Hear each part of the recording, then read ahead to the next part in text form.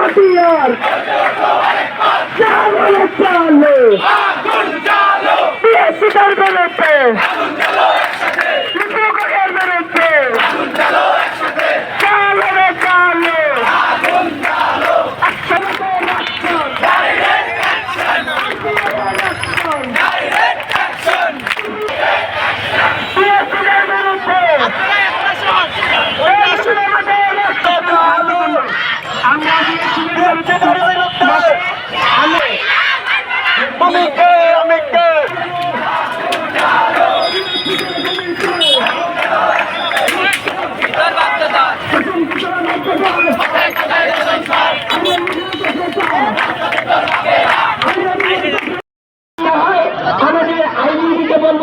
আপনারা আমাদের স্বত্বাধিকারী সংগঠন তাদের বিরুদ্ধে পাল্টারিট করুন। যদি আপনাদের নিজের টাকা না থাকে আমরা আমার সহযোগিতার আমাদের রক্ত বিক্রি হলে করে হলে আমাদের আমরা এই ষড়যন্ত্রকে আর সাই দিতে চাই না। বাংলাদেশের প্রকৌশল সেক্টরকে এই বিএসসি সিন্ডিকেট মুক্ত করতে হলে আমাদেরকে এইবার সংগ্রাম করতেই হবে। এইবারে সংগ্রামই হবে আমাদের শেষ সংগ্রাম, যে সংগ্রামের মাধ্যমে আমরা ডিপ্লোমাকে মুক্ত করে ছাড়বো ইনশাআল্লাহ। তারা এখন পর্যন্ত এই জায়গাটাতে আমাদেরকে মেরে না নেয়। আমরা 1994 প্রজ্ঞাপনে স্পষ্টভাবে বলা আছে এই 10ম গ্রেড উপসহকারী প্রকৌশলী হচ্ছে ডিপ্লোমাদের জন্য যারা 2য় শ্রেণীর কর্মকর্তা। তাহলে এই প্রজ্ঞাপনের বিরুদ্ধে তারা কিভাবে রিড করতে পারে? আমাদের আইডিবি কি করছে? আমরা আইডিবিকে সসম্মানে শ্রদ্ধা করে জানাতে চাই আপনারা তাদের বিরুদ্ধে আইনানুগ ব্যবস্থা নেন। যত রক্ত লাগে রক্ত বিক্রি করে হলে আমরা টাকা দিব, যত লোকবল লাগে আমরা দিব, তবুও আপনারা তাদের বিরুদ্ধে ব্যবস্থা নেন।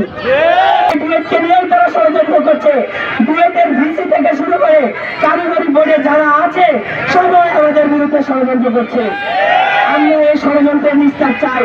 ডিপ্লোমা সেক্টরকে শুধুমাত্র কারিগরি সেক্টরে অধিভুক্ত করা, তাদের মাধ্যমে প্রশাসনিক কার্যক্রম চালাতে চাই। কারণ শেষ করছি, তেরোয়ের হাতিয়ার এই মুহূর্তে বক্তব্য রাখার জন্য অনুরোধ করছি জনাব ফখরুল ইসলাম। প্রিয় শিক্ষার্থী ভাই ও বোনেরা, সবাইকে জানাই আসসালামু আলাইকুম। বক্তব্য যেন আমাদের হয় সেই দাবি রাখার জন্য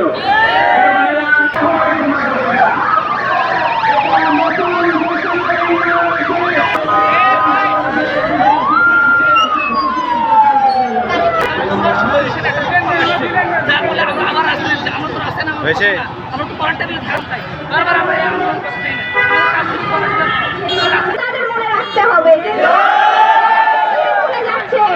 আমরা যখন দেখতে পাচ্ছি দেশের মেধাবীরা অটো বানাচ্ছে, তারা নাকি রাস্তায় প্লেনের ফিল পাচ্ছে, সেটা কি কখনো সম্ভব?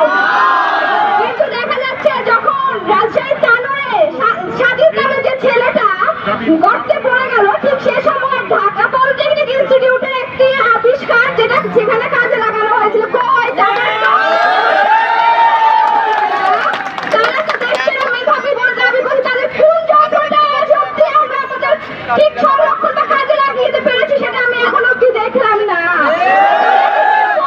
আমাদেরকে কর্মবিরতি দেওয়ার জন্য এক সময় লাগবে না, কিন্তু পাশার দান অন্য দিতে তারা যদি আবার 1 ঘন্টা দেয় আমরা কিন্তু আড়াই ঘন্টা কিন্তু প্রস্তুত। আর না, অনেক হয়েছে। ঠিক যে সময় দেশ অস্থিতিশীল, ঠিক সে সময় আপনারা আমাদের সন্ত্রাসীবাদ দেওয়ার জন্য রাস্তায় নামিয়েছেন। এটা কিন্তু আর হবে না। আমরা সর্বদা প্রস্তুত। এখন রক্তে কিন্তু আগুন কিন্তু লাগাই দিয়েছেন, আর করতে পারবেন না। যে 3 দফা দাবি রয়েছে সেটি অযৌক্তিক প্রমাণ করে কিন্তু ডিপ্লোমা ঘরে উঠবে, তার আগে না। বক্তব্য শেষ করছি। আসসালামু আলাইকুম। ভবিষ্যৎ চিন্তা করুন। আমাদের সন্তানদের ভবিষ্যৎ চিন্তা যদি না করে থাকেন তাহলে গ্যাজেটের মাধ্যমে পলিটেকনিক ইনস্টিটিউট বন্ধ ঘোষণা করুন।